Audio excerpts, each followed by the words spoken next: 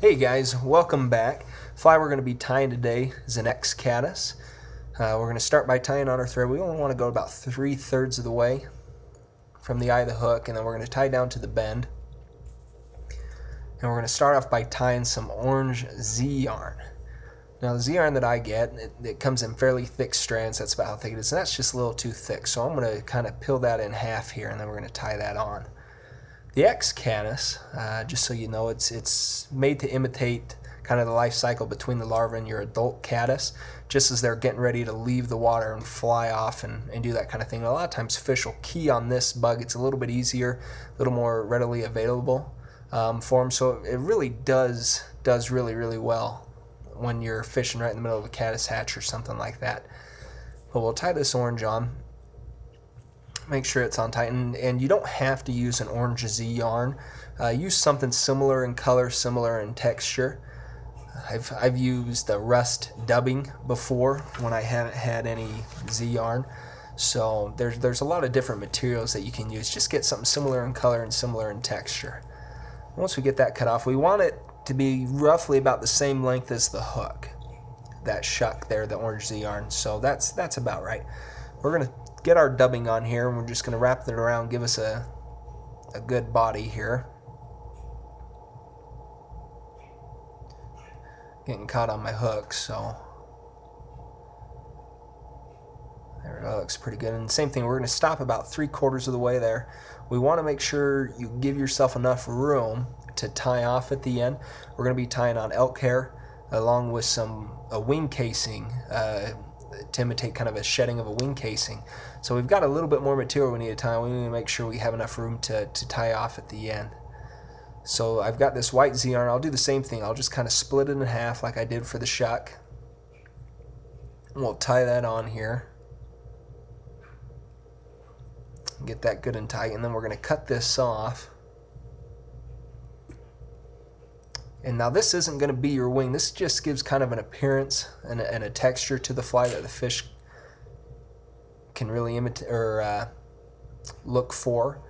Just makes it look a little more realistic. So we'll get that tied on, and then we're going to cut off to about the end of the body. We don't want to go to the end of the orange or the end of the shuck. We just want to go to the end of the body of the fly. And then we're going to get our elk hair here. I'm just using a natural colored elk hair.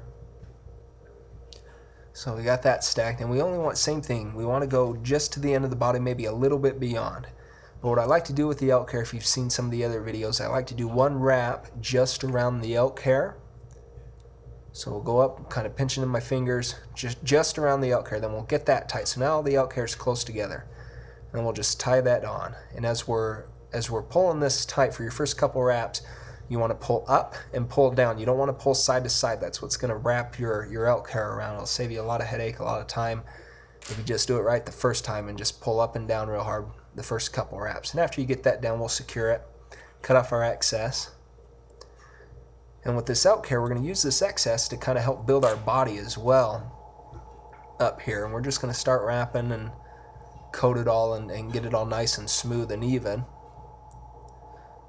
So there's not any big ledges or anything. It's just going to be a nice smooth transition as we dub the rest.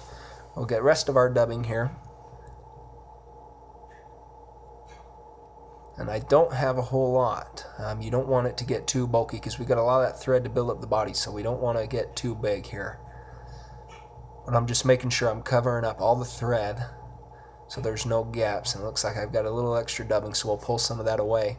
Now what I like to do, I don't like to pull it all away. I just like to pull most of it.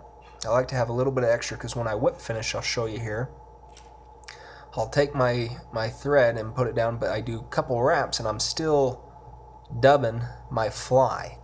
And then once I'm out, I'll come to the eye of the hook and finish my whip finish. And then I've got enough room, so I'm going to do one more whip finish here to make sure we're on tight and nothing comes unraveled. And that's basically it, guys. I'm just going to trim up some of these straggler hairs here. But this fly can be tied in a assortment of colors. Try and stay, between your olives and your browns. I keep this in a dark olive, a medium olive, a light olive. I'll do a darker shade of brown.